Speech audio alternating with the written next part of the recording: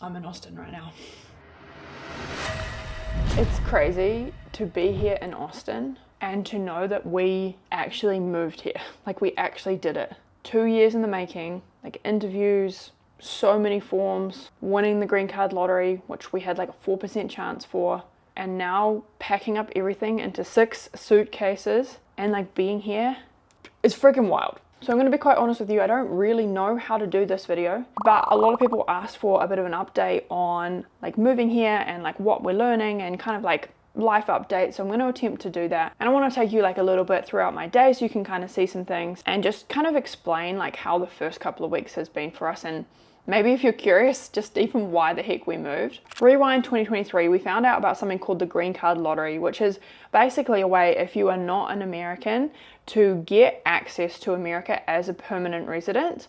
And so most countries have like eligibility to enter this lottery, and we had a pretty good chance. They have like different regions, so we were Oceania with like the Pacific Islands and Australia, New Zealand. They have like Africa, they have all these different areas. And so we had a pretty good chance because there's not a lot of people in Australia and New Zealand who are trying to move to America. And I've always really wanted to be here. It's this very weird thing where even before I had first come to the States, I remember telling Nick, like when we were engaged, that I had this feeling that one day that I would live in LA. And I'm not a woo person at all. It's not me, but I felt that strong enough to tell him as like a, hey, like if this is not going to be good for you, then maybe you should get out right now. Even though I had never been. Fast forward like 8 years from that point, Nick's been diagnosed with MS. I gained like a ton of weight. We started a food business because he had to quit his job, and we're doing kind of like the food business on the side, getting some support from like friends and family, but basically also on like a government benefit because we're not like really making any money, and like we just like can't do anything. I have like a 3-month-old at that time, and this was in like 2018. We did that for about a year, didn't really make a lot of headway, realized that it wasn't the business that we wanted to be in. And I had like lost weight. I'd started losing weight before we started the food business, and then I had like lost weight during that period as well. And I remember listening to a podcast from someone who was like in the minimalism niche, and they were talking about how they had made a course and then they'd created content, and then they were able to, by selling that course, like create an income for their family. And at that point, when like tofu was expensive for me at that point, I was making about, I want to say like 500 New Zealand, which would be like 350 US maybe a week at that time. I remember like, yeah, tofu was expensive for me. Like having a gym membership was a stretch. We had a very like inaccessible house, which we did have for a very long time. And I was working in a cafe. I would come home, like breastfeed my baby, go to the gym, create content, and then like try and get a skate in or something. It was such a crazy time, and I'm kind of getting things like a bit mixed up. But essentially I realized, or I had this little light bulb moment where I was like, I can create content, I can talk about something online, I can sell some kind of course, like I can do something online where I can support my family. The only thing that I really had like a skill set for, I thought, because I studied art, was talking about weight loss and talking about calorie density. So I was talking about this online. I made a podcast, I made a YouTube channel, which you're watching today, and I started a membership. I think I, at that point, maybe had like 1,000 followers. And I remember that I was thinking like, if I can just get to 100 people who join this membership, and it was, I think $29 a month, then that will be enough for me to quit my cafe job and do this full time. And that was kind of the goal that I had. But what happened from like 2019 to today is that became a whole lot more sustainable. I now have like a team. In terms of day to day, like I'm in a much more privileged position than I have ever been in my life. And Nick and I both come from families who are like quite poor. I remember eating out maybe like 5 times in my entire childhood. Never went to a cafe, never went to like a theme park or anything like that, which is a very different life than my kids have now. Well, this is like a bit of a backstory to basically building a business and building content online that got me making a lot of friendships and a lot of connections and building a team and building a client base around the United States. And sometimes I have Kiwis ask me, Kiwis are what we call ourselves, by the way, New Zealanders, like, why do you speak in pounds? It's because 90% of the people who are watching this video will be from the United States. Same with the rest of my content. Like, that is like the client base that we have, like that is my team. And so what ended up happening is, like, we came here in 2023 and we did a 3-month trip as a family. Really fell in love with the place. From a work perspective, it's much better for me to be here. There was just so many more opportunities. And one of the things that we realized when we came on that trip was that in terms of accessibility, this country is the most accessible place that we have ever seen. Like, I have done a lot of traveling in my life, and the United States is extremely accessible if you are in a wheelchair. And it's kind of funny, it's this kind of like this little paradox where people will ask me all the time, like, why are you leaving free healthcare in New Zealand? Because Nick has MS and like he's going to need that. Like, that's going to be really helpful. That's true. Like, it's freaking scary to leave free healthcare when you have a pre-existing condition that you know is going to get worse. Like, that's scary for me. In saying that, what we can do as a family here, just even going down the sidewalks as a family, going to cafes as a family, going to like a theme park, going to a natural attraction. There are so many laws in the United States that make it easier to actually live like a full life. And a lot of what New Zealand has to offer is beautiful scenery, like phenomenally beautiful scenery that we can't access as a family because of Nick being in a wheelchair. And a lot of what I want to do and what the opportunities that I want to have for my kids, we don't have the same access to those things if we stay in New Zealand. And so what we've done, which a lot of people are never going to understand, and like I've made peace with that, is that we've left safety and we've left family and we've left something known for something that is more risky, which is coming here. Financially, it's more risky. We don't have the support of family here. There's guns, which is a bit scary. There's a different legal system. There's just so many things that I don't love, that are scary, that are risky. New Zealand is safe for the most part. Like, there's actually here's a funny thing though. Like, there's a lot of crime in the city that I live in, and a lot of it's very hidden. Do not feel safe, like ever, to run from my house or run really anywhere in that town if it is even remotely dark. Like, I've been running around here and like you catch a vibe from places. This feels so much, I could be wrong, but this feels so much safer here than like Whangarei has ever felt for me. It's really easy to think about this like nice, like little pristine country at the bottom of the world, but the actual reality of living there is quite different. The first place that Nick and I lived in when we first got married, we had to park our car on the road, and our car would be like constantly broken into. Like, our windows would get scratched. Like, even if people saw like oil in the back, like a can of oil for the car, like in the boot, like even if they didn't, we would just constantly have that car like smashed up. My sisters like lived on the same street and like they had a car stolen and that. So like that's the kind of thing that like regularly happens. Just even my thought process when I'm in Whangarei is, oh, don't leave visible skateboards in the car, even if it's locked. Like, be really careful where you run. Be really careful,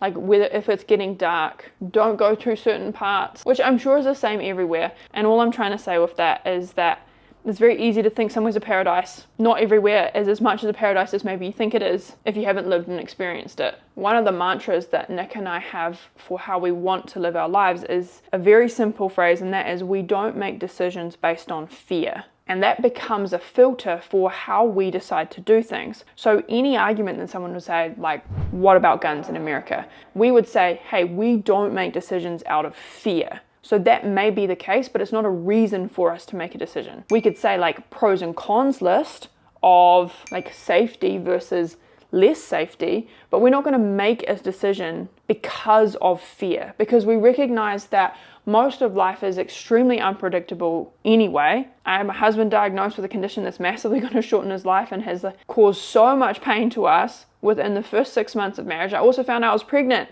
when I was not expecting that. So my like happily ever after that I was expecting did not go according to plan. So even if you are like so safe, if you do everything that you think is going to keep you safe, like you're still going to have so much that doesn't go according to plan. And there's so many things that have happened in my life, just even in the past 6 months, that I would never, ever have foreseen happening. Like, it's actually mind-blowing. So we just don't want to make decisions out of fear. So that's why we're here. Like, long short of it is that we believe that there is just better opportunities, there's better business opportunities, there's like friendships that we have that we're pursuing here, there's connections with people. From a work perspective, it's much better for me to be here. And we believe that in the time that we do have as a family over the next like 10 years, 5-10 years, that there's actually objectively more that we can do here. Even though it's probably going to feel harder, the payoff we think is better. But we might change our minds, who knows? We've got some time to figure it out. So that was an extremely long, rambly backstory. And I'll kind of share like what the experience has been like so far since we moved. So what's it been like so far? Surprisingly like anticlimactic is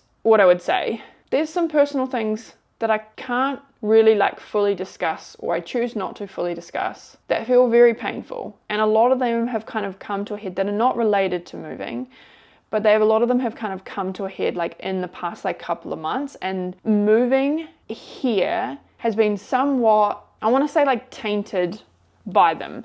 I was very excited to move, and I've kind of put everything into moving. And so when we got here and we actually just started to be here, it's been a little bit like anticlimactic, because we've mostly just been kind of rushing around trying to do everything that we needed to get set up. We really like Austin so far. Like, the city itself is very beautiful. I'm loving the heat. I'm loving getting like more tanned every day.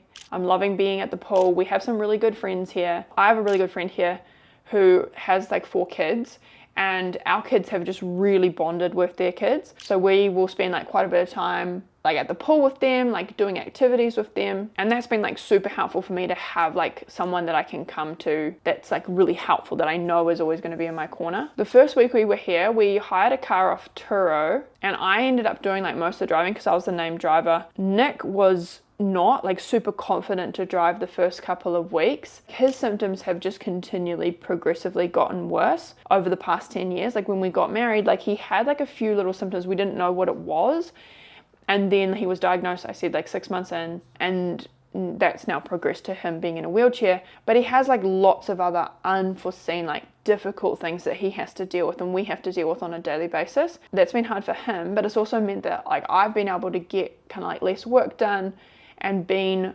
more like had to be kind of more on because I'm driving us a lot of places. But he's actually gotten a whole lot better with driving recently. He's feeling a lot more confident. Also, it's the other side of the road for us. I think you left the door open at the back. No, not at all. You like that, don't you?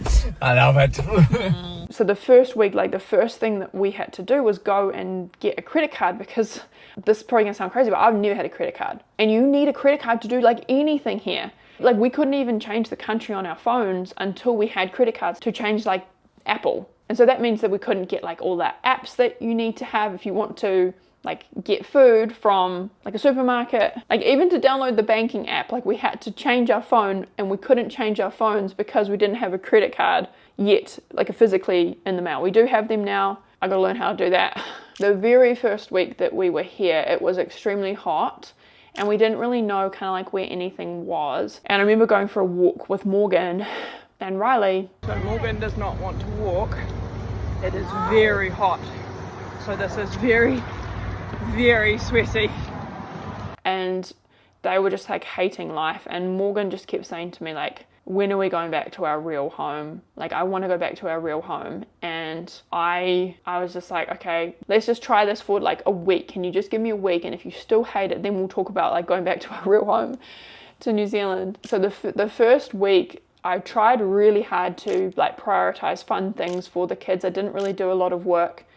And we went to this place called like Typhoon, Texas, which is like a water park with our friends. There's like a chain that we like, which is called Juiceland, and they do acai. So that's actually something that we've done like quite a few times now, is like get like dinner as a family, and we'll just get like acai. So we're trying to like do a bit more and see more like of the city in this first little part. But she connected so well with my friend Mo's daughter Zoe that she was basically like, I love this place within the first week.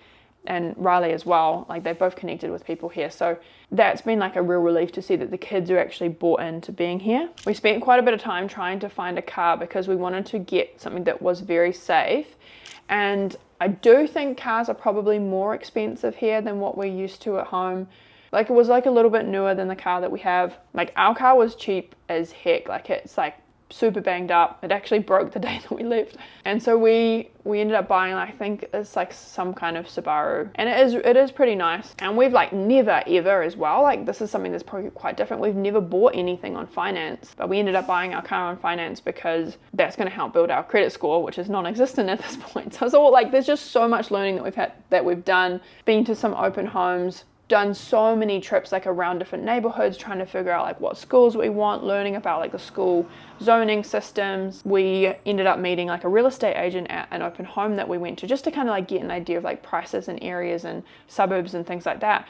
And he was like, do you want to meet with us? We went and had a coffee with him, and then he was asking us to essentially like sign like a waiver that we were going to work exclusively with him. And I was so surprised because that is not how things work at home. You do not have like two independent parties. You just have someone working on behalf of the person who's like renting out the home or selling the home. So there's been like so many things that like we didn't even know that we needed to learn about living here. But after we bought the car and now that we have the credit cards, most of it has actually been like surprisingly easy and, like I said, anticlimactic, because your life is still kind of the same wherever you live. I joined a gym, like a Planet Fitness, which is maybe like 8 minutes from here. I'm starting to learn where things are so I can get to places without the GPS all the time. I love the neighborhood that we're currently in, which is in South Austin, which we will be moving from.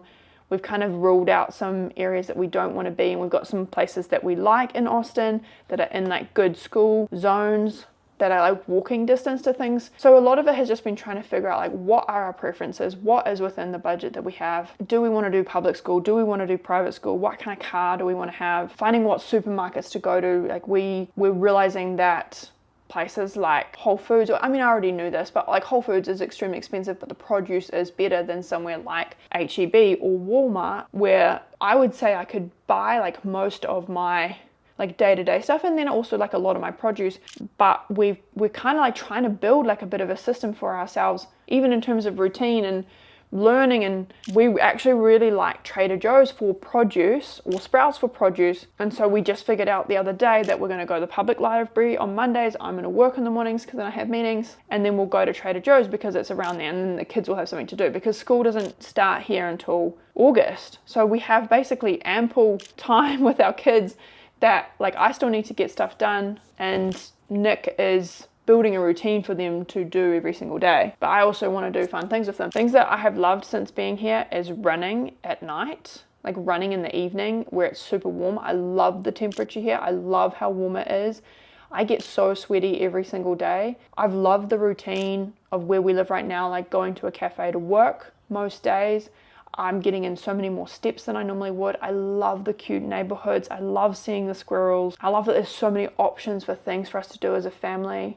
There's like so many vegan places. I've taken my kids to go like get burgers. We've had like vegan sushi. I love how fit this city feels. There's so many people running around. There's so many people exercising. I love how friendly everyone is. I went out one night with my friend Mo and had some drinks. I had a lot of drinks. It was a lot. And like I just love, which I have done before in Austin when I was here in February. But I love the vibe. Like I love how fun of a city it is. I love the people. I love like the different kind of areas of like downtown and like South Austin, Brentwood, all these like different like interesting like little pockets. Like it feels very eclectic. There's a lot of murals, which I absolutely love. Riley said to me, if you could live anywhere, we were driving and she's like, if you could live anywhere, where would you live? And it's the first time in my life that I have chosen to live somewhere, because I moved to our hometown because Nick was doing an apprenticeship there and I did not want to move there. I was like, we're going to be there for 2 years max, then we need to leave. And we stayed there for 11 years. And before that, I was either traveling or living at home. So to be able to actually choose where you want to live and own that choice, like that feels amazing for me. In terms of being able to eat here and eat healthily, it's so convenient. Like this is another thing that it always blows my mind, is how easy it is to eat healthy. Like we've been just like chowing down on like snap peas, on carrot chips, on baby carrots. We love the russet potatoes. You can't really get russet potatoes at home, but I love how they taste when you put them in the microwave and then the skin kind of crinkles up. Our kids are eating strawberries and blueberries and blackberries and mangoes. Like these are things that we can't get at home. And if we can, like they're incredibly expensive. You think about how much access to food you would have on a tiny island. Like that is what we're used to. We're a tiny island at the bottom of the world. So in season, if it's locally grown, which means we can actually access it, it's not like a bougie thing, it's just like literally access, then like, yeah, sometimes like we have some like nice things in summer. Come winter time, broccoli, like a head of broccoli might be like $11 for one head. Tomato can get up to like $15 a kilo, which is for 2 pounds, or like even like $20. I went through a Wendy's drive-through and got like plain baked potato for like $3. I was like, this is freaking amazing. Like there is no excuse for me to eat healthy here. Going out with food is so freaking easy. I can just like put everything into a chiller. We're just eating so much fresh produce right now, which is so nice, and that's like another big reason that I wanted to move here. And one of the other things that has made it harder to be here is that I just spent the last 2 months in New Zealand with my best friend Amy, and like I cannot even describe like how much I love this person. It's been like finding like a long lost twin, meeting her. We met last year in August in LA, and so we would see each other and we would see the Deans like every single day, like multiple times a day for the last 2 months. And so coming here, it's like it's much harder to talk on Zoom. Like our time zones are a bit different, but also just like really missing that person who is such a big part of my life. So that's been like another thing about moving, which has been a bit difficult, but I mean, she's in the UK anyway, so it's like whether I'm in New Zealand or whether I'm here, it doesn't really make a big difference. And then of course like missing my mum, missing my family, like missing like our close friends that we would see every single week. Just like having like your people that you know are always there for you. Nowhere really feels like home yet. Like this place that we're in, it doesn't feel like home because it's just an Airbnb. Back in New Zealand, if I was having a really bad day, like I could just go to my parents. I could just go and lie on the couch. My mum would give me food. My mum would make me a cup of tea. Nick would go to his parents. He would take the girls there. And there's no one like that for us here. So that is like a big thing about moving. But at the same time, I think personally for me, it's not as big a deal as it would be for most people, just because of the way that I see the world and the way that my brain works. So maybe think about how hard that would be if you're listening to this and you're thinking that would be so hard. Think about how hard that is for you, and maybe like I'm like maybe 10% of that, because from everyone I've talked to, like that's not a big factor for me. It's a very small factor. I don't know if that's genetics or my brain is just mucked up. Who knows? And anyway, that's what it's like being here so far. Overall, loving the city, loving the place that we've decided to live. No regrets. Some things feel harder. Some things feel scarier. Being confronted with how much health insurance is going to be, how much a car is going to be, cost of living is going to be pretty high, but also just optimistic about wanting to really give it a good go here and see whatever life brings from just making a huge kind of crazy change. Like it's exciting. Like I could choose to see it as scary, or I can choose to see it as exciting, and I'm going to choose to see it as exciting because that's how I want to live my life. So I hope that you have enjoyed this. I know most of the comments are going to be like, you're absolutely crazy for moving here. And like sometimes I'll get comments where someone will be like, I wish I could take your place in New Zealand, or like, we're trying to leave. Then frickin' leave. Like I spent 2 years in the process of leaving. I filled out so many forms. I made it happen to get here. So if you don't like living here, then like there are many other places that you can live. Anyway, doesn't really matter what other people think. I'm okay with myself. And everyone just makes choices that no one else is going to understand. So that's another reminder for you as well. Just because people don't understand all your choices doesn't mean that they're the wrong choices for you. You have to make the right choices for you, or just make any choice, because at the end of the day, we're all going to die and it doesn't really matter anyway. All right, I'll see you next week for another video.